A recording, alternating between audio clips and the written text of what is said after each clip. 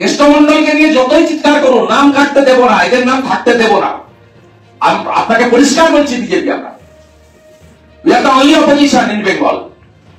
আমরা বিটিন সিকিম নই। এই করে আপনি ভোটে জিতেছেন, মানুষ আপনাকে ভোট দেয়নি। 11 সালে দিয়েছিল, তারপর থেকে মানুষ আপনাকে ভোট দেয়নি।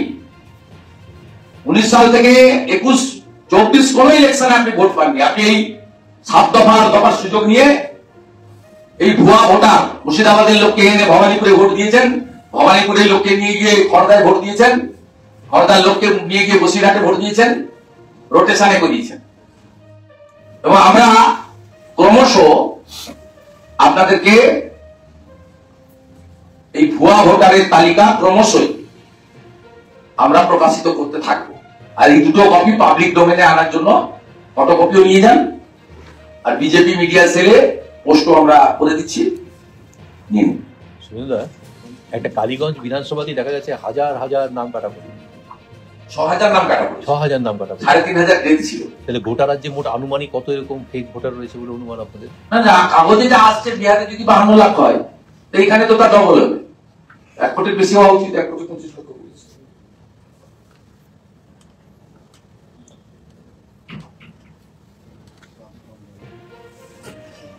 আমি আপনাকে বলে দিই, সংখ্যা টংখ্যা সবটাই তো ইলেকশন কমিশন ফাইনালি করবে, এসআইআর কখন করবে, কিভাবে করবে তা। কিন্তু আপনাকে বলি, এই ইন্টেনসিভ রিভিশন এটা তো নট নিউ। লাস্ট 2002 সালে পশ্চিমবঙ্গে হয়েছিল, যার তালিকা 2004 সালে বেরিয়েছিল। তাতে পশ্চিমবঙ্গে 26 লক্ষ নাম বাদ গেছিল। আপনি এই যে দুটো অ্যাসেম্বলি আমি দিলাম, আমি, আপনি বলুন দুটো অ্যাসেম্বলি কনস্টিটিউয়েন্সিতে ইনিশিয়ালি প্রাইমারি যদি এই সংখ্যা আমরা পাই, এই নাম ভোটার তালিকায় থাকা উচিত, হ্যাঁ কিনা?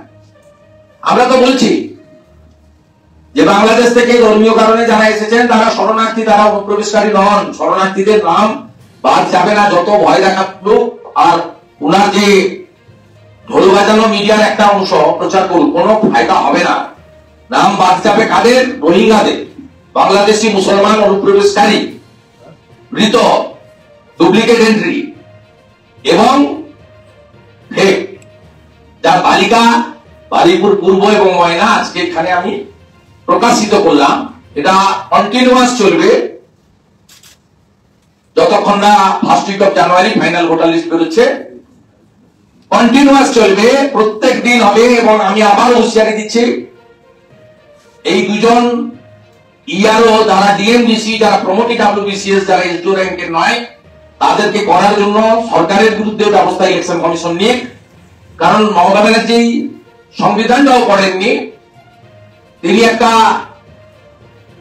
অশিক্ষিতের মতো কালকে বলেছেন যে কেবলমাত্র নির্বাচন ঘোষণার সময় ইলেকশন কমিশনের দায়িত্ব থাকে। আগেও সরকার, পরেও সরকার, আগেও সরকার, পরেও সরকার, সেটা তো ঘটনা। কিন্তু ইলেকশনের দায়িত্ব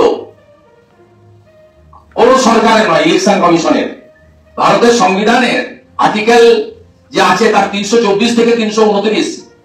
মমতা বন্দ্যোপাধ্যায়কে বলবো, যদি ইংরেজি পড়তে অসুবিধা হয়, অনুব্রত মন্ডলকে দিয়ে বাংলা করিয়ে নিন, করিয়ে নিয়ে আপনি একটু পড়ুন, মাথা ঠান্ডা করে পড়ুন, তারপরে পরের কোন সভাতে সংশোধন করে নেবেন। ফাইনালি আরেকটা বিষয়, নেতাজি সুভাষচন্দ্র বসুর কর্মভূমি, স্বাধীনতা আন্দোলনে যে রাজ্য গোটা ভারতবর্ষকে, গোটা পৃথিবীকে পথ দেখিয়েছে, ঋষি অরবিন্দ থেকে শুরু করে বন্দে মাতরমের স্রষ্টা ঋষি বঙ্কিমচন্দ্রের এই ভূমি, বিনয় বাদল দীনেশ থেকে শুরু করে ক্ষুদিরাম বসু, মাতঙ্গিনী হাজরার এই পবিত্র ভূমি। গতকাল পশ্চিমবঙ্গ থেকে ভোটে জেতা কিছু জন সংসদে অপারেশন সিঁদুর এবং গতকাল হওয়া অপারেশন মহাদেব, তার ভিত্তিতে যে ধরনের কথাবার্তা বলেছেন, স্বাধীনতা আন্দোলনের এই পূর্ণভূমি বাংলার মাটি, পশ্চিমবঙ্গের মাটি, আমরা লজ্জিত হয়েছি। মূলত মুসলিমদের ভোটে জেতা শ্রীরামপুরের এমপি, তিনি কখন জলে থাকেন, কখন স্থলে থাকেন উনি বলতে পারবেন, আমরা বলতে পারবো না।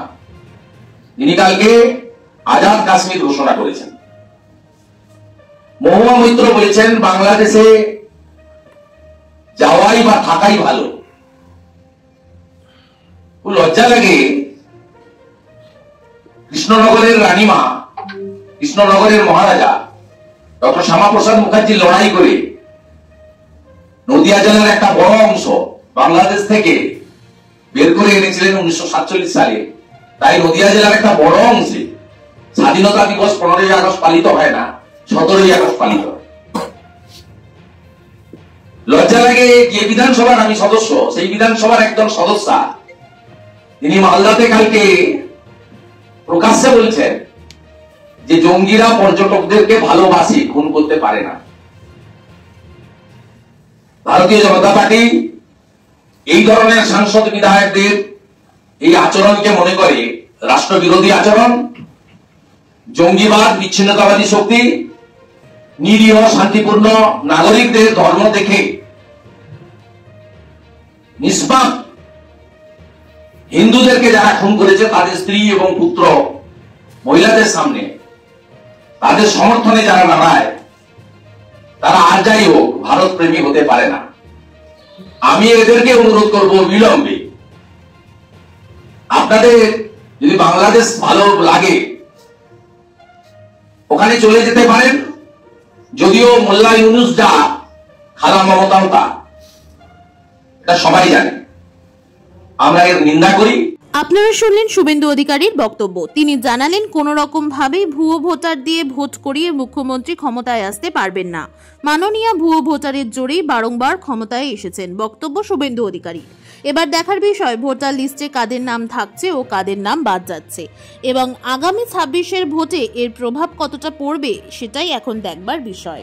আমাদের ভিডিও ভালো লাগলে অবশ্যই একটা লাইক করুন, কমেন্ট সেকশনে গিয়ে জানান আপনাদের মতামত। আরও ভিডিও পেতে এক্ষুনি সাবস্ক্রাইব করুন আমাদের চ্যানেল। ধন্যবাদ।